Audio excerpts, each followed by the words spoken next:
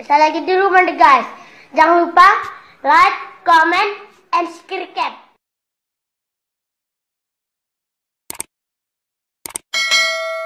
Halo semuanya, selamat datang di Anime 39. Pada video kali ini kembali lagi saya akan mengupas anime Mahoutsukai Reimeki episode 5. Di awal video episode 5, Sable dan Roux yang dikurung oleh pendeta buta di ruangan yang ada di gua, Sable dan Roux menemukan wanita cantik yang bernama Luluk Rang di dalam gua itu.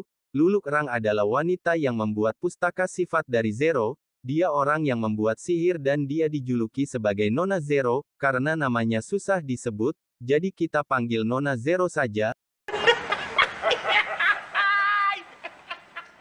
Nona Zero mengatakan kepada Sable kalau matanya sama dengan mata dia. Sable mulai mengingat Nona Zero yang dulunya dia tahu tapi sebenarnya Sable tidak jelas bagaimana kejadiannya, dan hal inilah yang membuat Sable terus kebingungan. Lalu Nona Zero memanggil Sable karena dia sudah lama menunggu kedatangan Sable. Dan seperti apa kelanjutan dari anime ini, yuk kita langsung saja ke pembahasannya.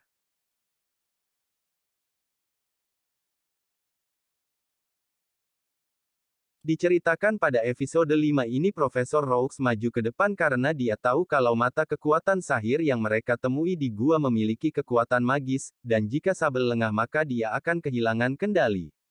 Nona Zero menyerang Roux Kristaisi yang membuat Roux tidak sadarkan diri. Kehadiran Roux mengganggu suasana pada saat itu.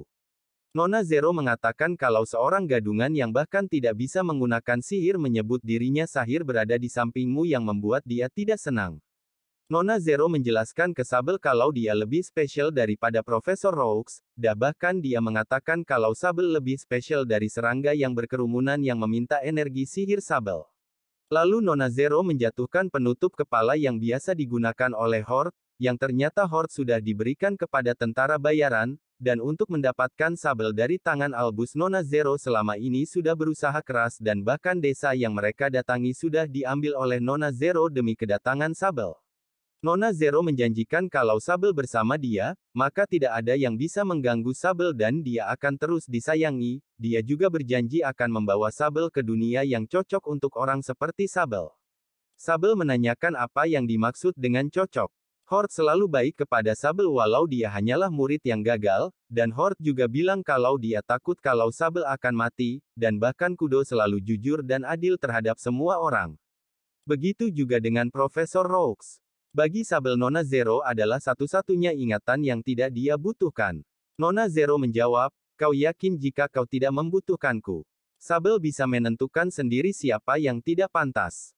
Dan jika Nona Zero menggunakan semua energi sihir Sable untuk mengaktifkan sihir, Sable mungkin bisa menyelamatkan Roux. Dan apa yang terjadi? Profesor Roux sadar dari pingsannya, lalu dia mencium Sable untuk menyerap energi sihir Sable dan Sable menjadi pingsan tidak sadarkan diri.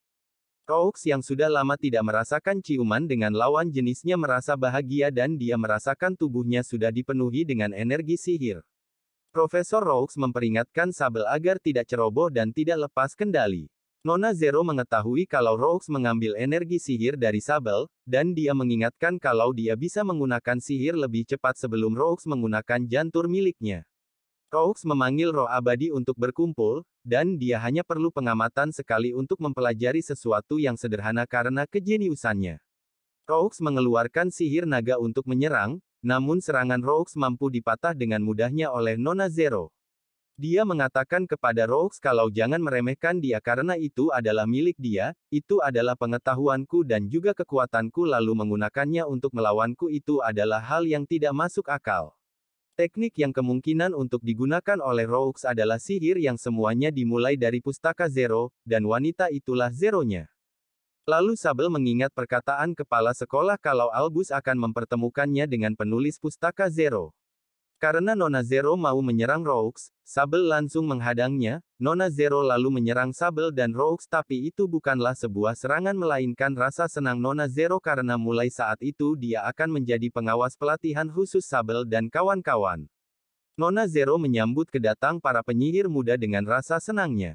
Roux dengan rasa emosi dan senang mengatakan kepada Sable kalau Nona Zero menyanggah sihirnya dengan cara natural dan memang benar asli. Roux merasa terkesan dan bersyukur karena hidup selama 300 tahun tidak sia-sia.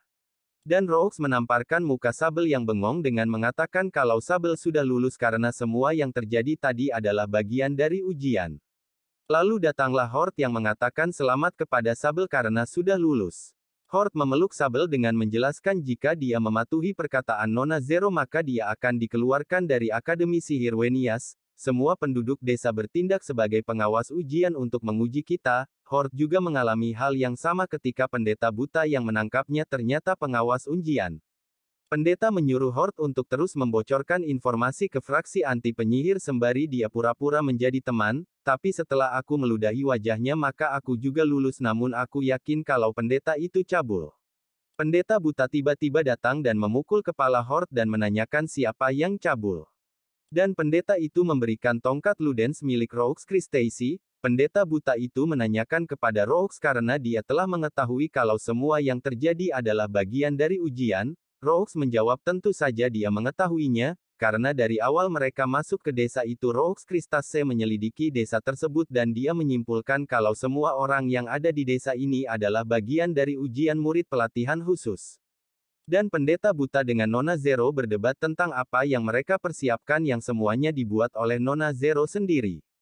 Ada satu lagi orang yang dinyatakan lulus dia adalah Kudo yang diuji oleh Om Harimau. Ketiga murid pelatihan khusus berpelukan untuk merayakan kelulusan mereka. Kudo menceritakan kalau dia diuji karena Om Harimau mengatakan kalau dia sudah memakan Horde. Om Harimau mengatakan kalau mau mengeluh saja sama pendeta karena dia yang menulis naskahnya. Pendeta menjelaskan kalau dia hanya mau mengoyahkan dasar-dasar ketakutan, kemarahan, dan rasa rendah diri murid. Nona Zero meminta maaf kepada pendeta dan Rooks, jika selama ujian berlangsung ada perkataan kasar. Kepala sekolah Albus terkejut dengan laporan tentang kelulusan murid khusus yang diterimanya. Pengawal kepala sekolah datang untuk menolong Albus karena suara teriakannya. Albus hanya menjawab, tidak ada. Dia menjelaskan kepada pelayan rendahan kalau dia mendapatkan kabar dari Zero melalui surat sihir kalau 3 orang yang dia kirim sudah lulus. Sang pelayan mengatakan padahal tahun lalu tidak ada satu orang pun yang lulus. Kepala sekolah Albus merasa senang karena ini adalah sebuah prestasi, karena pada saat dia mendapatkan kabar kalau ketiga murid yang dia kirim akan mendapatkan serangan dari arbitrator dia sempat bingung dan harus bagaimana. Dan Albus harus mengucapkan rasa terima kasihnya kepada arbitrator, dan Albus membiarkan arbitrator hidup karena akan berguna di kemudian hari tapi Albus tidak membiarkan arbitrator begitu saja.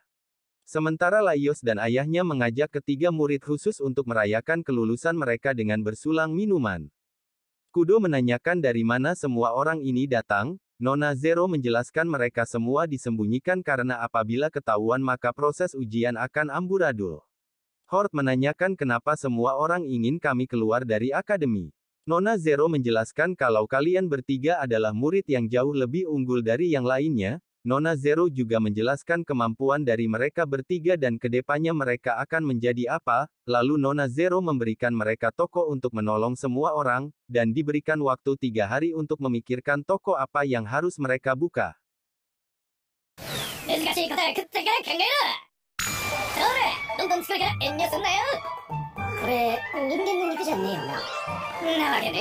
Singkat cerita mereka bertiga pulang dari perayaan kelulusan mereka. Di perjalanan pulang mereka bertiga membahas toko apa yang akan mereka buka. Namun ketika di perjalanan pulang Kudo melihat ada naga yang melintas di langit. Dengan rasa kaget Kudo melihat naga terbang tersebut, dan kemudian naga itu turun ke desa dan menanyakan tentang keberadaan murid pelatihan khusus. Naga terbang itu adalah Raja Naga Kehancuran yang dulunya pernah menyelamatkan Kudo. Raja Naga memberikan mereka bertiga surat yang dibawa dari akademi.